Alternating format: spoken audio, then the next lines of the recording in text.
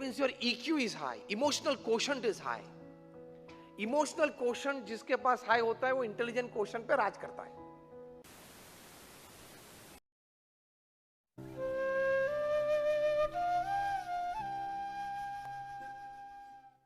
बुद्धि तो लोगों के पास बहुत है, विचारे भी बहुत हैं, भावनाएं, पवित्रता वो कम है. By your intelligence, you become managers, you become CEOs, you become MDs. By your emotions, you become leaders. दोनों में बहुत फर्क है. And the right combination of both, you become legend. वो एक अलग, एक लेवल ही अलग है. We more and more want to bank on our minds and less on heart. इसलिए IQ के बाद EQ की बात आई, EQ के बाद अभी SQ की बात चल रही है.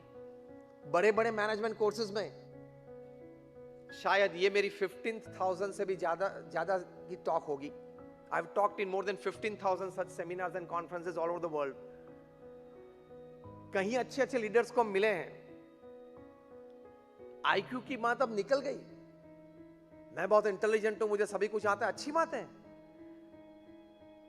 बड़े अच्छे टेक्निकल बैकग्राउंड वाले टेक्नीशियंस होते हैं, IT इंजीनियर्स होते हैं, कंप्यूटर इंजीनियर्स होते हैं, इलेक्ट्रॉनिक्स इंजीनियर्स होते हैं. उनको सिलिकॉन वैली में अच्छी तनख्वाह मिलती है, लेकिन तनख्वाह देता है कौन?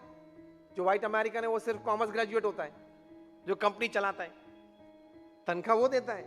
एंड्रयू कार्नेगी जब उनकी मृत्यु होने वाली थी, he was in the last days of his life, he was asked as per the tradition and the culture there, as it is asked for such big personalities, कि what would you like to get engraved on your tomb? Andrew Carnegie ने कहा कि आप मेरे Tom पे ये लिखना कि here lies a man who during his lifetime employed and paid salaries to people who were more intelligent and talented than him.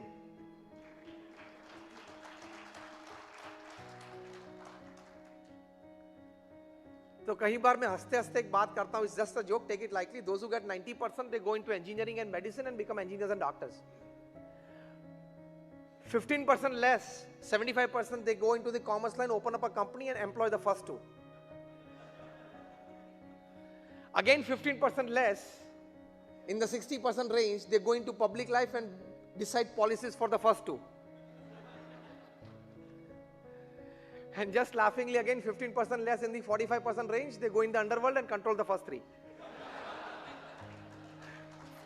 कहने की बात यह है, jokes apart, what I mean to say is, if your EQ is high, emotional quotient is high, that means you understand the person well, you understand the relationship well, you can understand the person beyond his facial expressions and beyond his body language, beyond his expression of words.